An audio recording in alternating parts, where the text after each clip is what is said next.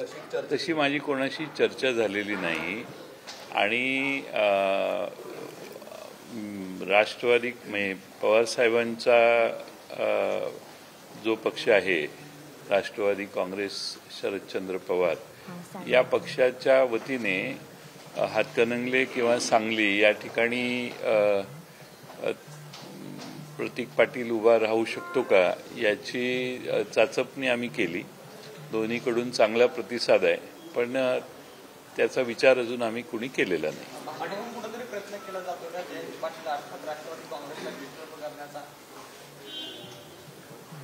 आता हा प्रश्न तिकडे विचारायला पाहिजे ना तुम्ही, आपण कसं काय बोलणार? जे प्रश्न तिकडे उमेदवार नाही किंवा उमेदवार पडण्याची शक्यता दिसते, जे महाविकास आघाडीचं वातावरण महाराष्ट्रामध्ये दिसते, सर्वे जे बोलत आहेत त्यानुसार, आणि त्यामुळे कुठेतरी विरोधी पक्षाच्या चेहऱ्यांना आपल्या पक्षात घेऊन येण्याचा प्रयत्न होतो.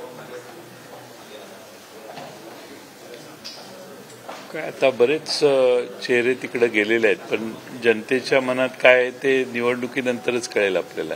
पाटील साहेब, तुम्ही आता म्हणलं की प्रतीकेला त्यांच्या नावाला खूप चांगला प्रतिसाद आहे, पण तिथून विद्यमान खासदार म्हणजे राजू शेट्टी यांचं पण नाव पुढे येत आहे, त्यामध्ये चर्चा आहे. यामुळेच कदाचित प्रतीक पाटील हे पर्यायी मार्ग स्वीकारतील का असा एक प्रश्न उपस्थित होतोय. तशी एक चर्चा खूप स्थानिक लेवलला तिथे सुरू आहे, परंतु राजू शेट्टी यांनी आमच्याशी कोणतीही चर्चा केलेली नाही.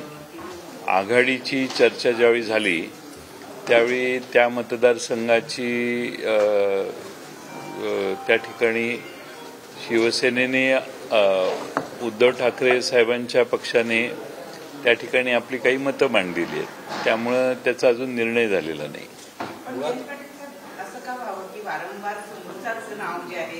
आज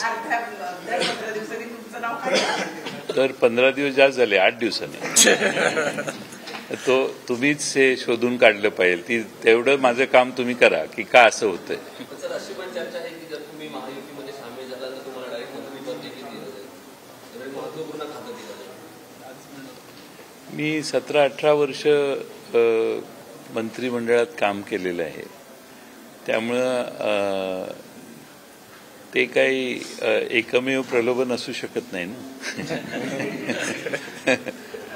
लोकसभेच्या जागावाटपासंदर्भातली चर्चा आणखी झाली का? कधीपर्यंत उमेदवारांची नावं कायम? आम्ही काँग्रेस आणि शिवसेना उद्धव ठाकरे गट अशी चर्चा यापूर्वी झाली आहे. बाळासाहेब आंबेडकर साहेबांच्या बरोबर आमच्या 1-2 बैठका झाल्या. त्यांच्याबरोबर चर्चा परत लवकरात लवकर करायचा आमचा प्रयत्न आहे. बऱ्याचशा समन्वय तिन्ही पक्षात झालेला आहे, त्यामुळं मला खात्री आहे की एक 7-8 दिवसात आम्ही काही निष्कर्षापर्यंत येऊ.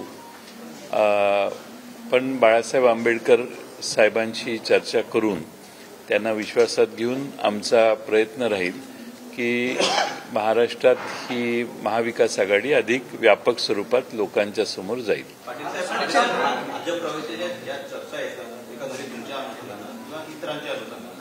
याचा फायदा कोणाला मिळतोय असं वाटतं तुम्हाला? कोण तुमचं नाव करणार?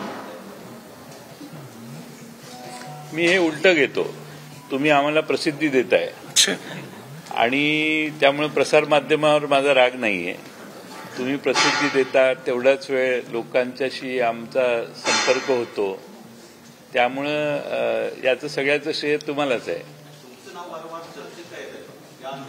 ते मी सांगितलं ना, ताईंना सांगितलं मी, तुम्ही जबाबदारी घ्या आणि हे उडकून काढा.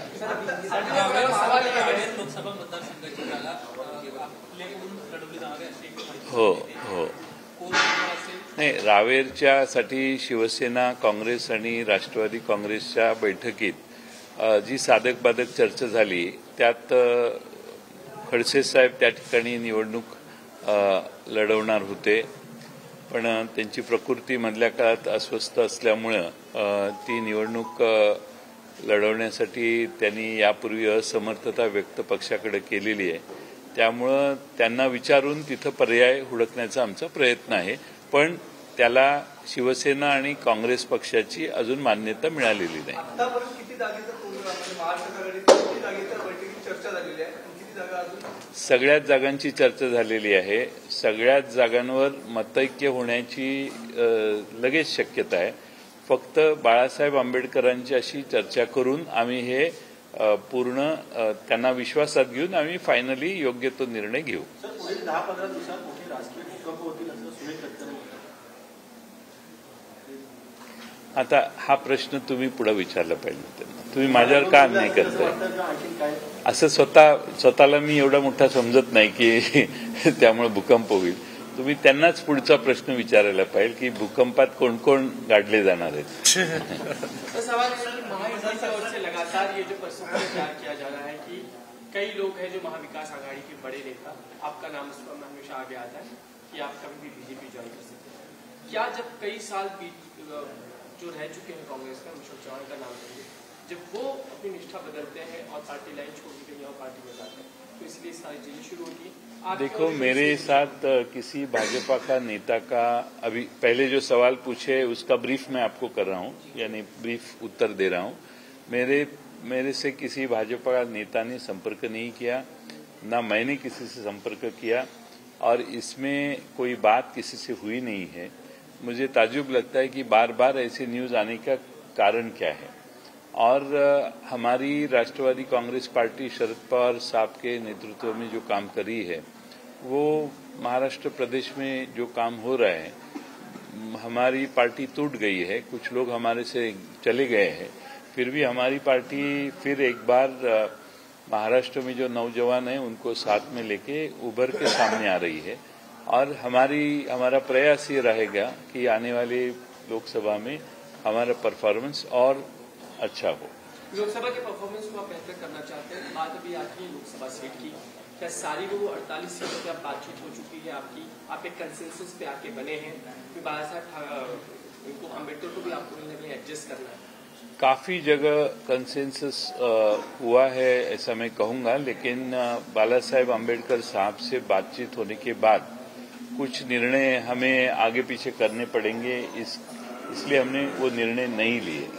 हम उनके साथ बैठेंगे और अंतिम निर्णय पे आ जाएंगे और बाद में हम इसका ऐलान करेंगे. मुंबई को लेकर खासकर असमंजस की स्थिति है. कई बार कांग्रेस जो दावे करती है कि उसमें सीट चाहिए, आप मुंबई के बारे में कुछ इंश्योर नहीं कर पा रहे, कुछ तय नहीं कर पा रहे. मुंबई के बारे में कांग्रेस, शिवसेना और हमारी 2-3 बार बात हुई है, और मुझे लगता है कि और एक जब मीटिंग हो जाएगी तब वो साफ हो जाएगी, क्लियर हो जाएगी. टोळीकडून गाडी वगैरे जाळण्यात तसंच एका महिलेला देखील पेट्रोल टाकून जाळण्याचा प्रयत्न करण्यात आला. अशी घटना पुण्यामध्ये घडली. कशा पाहता? नाही, मला माहित नाही नक्की कारण काय, कशामुळे घडली, त्याची माहिती दुपारपर्यंत मी घेईन आणि मग संध्याकाळी मी माझी प्रतिक्रिया देईन.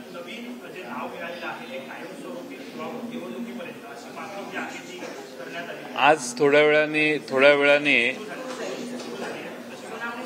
सुनावणी झाली आहे, तर त्यावर बघू ना आता काय कोर्टाकडून काय उत्तर येतंय ते बघू आपण.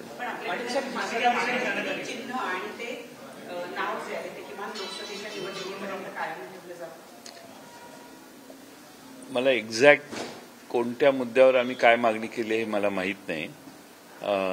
आमची मूळ भूमिका आहे की आमचा पक्ष आमच्यावर राहावा. आज कोर्टासमोर वकिलांचे कोणते मुद्दे मांडले जाणार याच्याबद्दल मला आत्ता कल्पना नाही.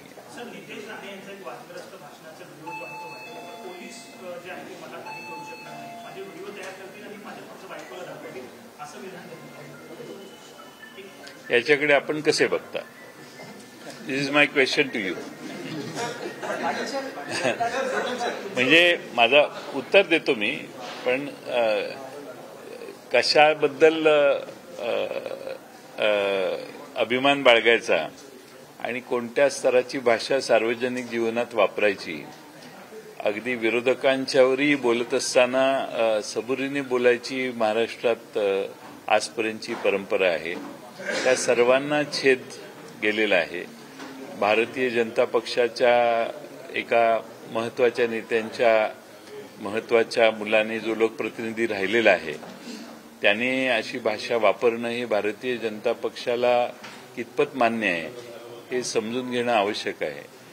भारतीय जनता पक्षाला ही भाषा मान्य आहे का याचा खुलासा भारतीय जनता पक्षाच्या नेतृत्वाने केला तर महाराष्ट्राला थोडीशी माहिती अधिकची मिळेल.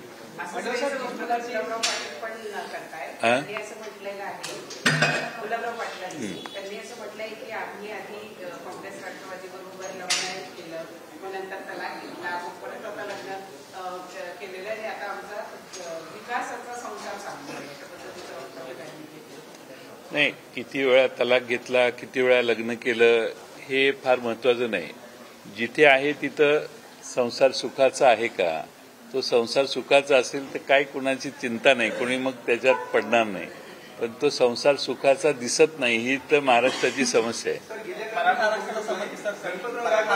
स्थानकात गोळीबार केला, पुन्हा बऱ्याच जागी दंगलीचे पण प्रयत्न झाले, पण विरोधक कुठंच रस्त्यावर उतरताना दिसत नाही.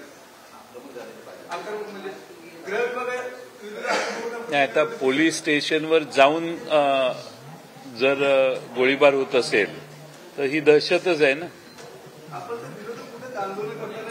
आंदोलन करताना निषेध अनेक ठिकाणी व्यक्त झाले. लोक आता व्यक्त कमी होतात, पण प्रत्येकाला हे म्हणजे अशा जबाबदार आमदारांच्याकडून अशी भूमिका अशी घटना घडली याचं म्हणजे महाराष्ट्रात न कधी घडलेली घटना आहे. It is very surprising. त्यामुळं या सगळ्या गोष्टी भविष्य काळात लोकांच्या पुढे येतीलच. मराठा आरक्षणासंबंधी उद्या एक महत्वाचं अधिवेशन होणार आहे, मात्र हे विधेयक चर्चेविना पारित होण्याची शक्यता यापूर्वी 2दा कोर्टात मराठा आरक्षण टिकलं नाही, कसं बघता? नाही, आता उद्या राज्यपालांचं अभिभाषण होण्याची आहे आणि त्यानंतर चर्चा किती जणांनी करायची ह्याविषयी माझ्या माहितीनं गटनेते बसून चर्चा करणार आहेत. तेवढे मर्यादित स्वरूपात चर्चा होईल, कारण मराठा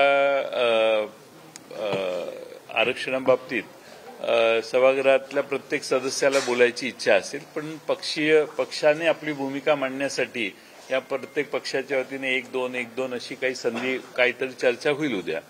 तेवढ्या मर्यादित चर्चा होऊन निर्णय होईल.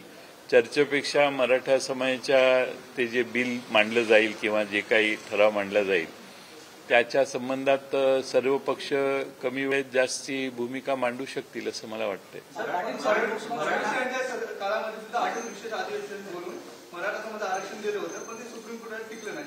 तुम्हाला वाटतं का हे पण सुप्रीम कोर्टात टिकवून हे आरक्षण? उद्या बोलेन मी त्याच्यावर सभागृहात.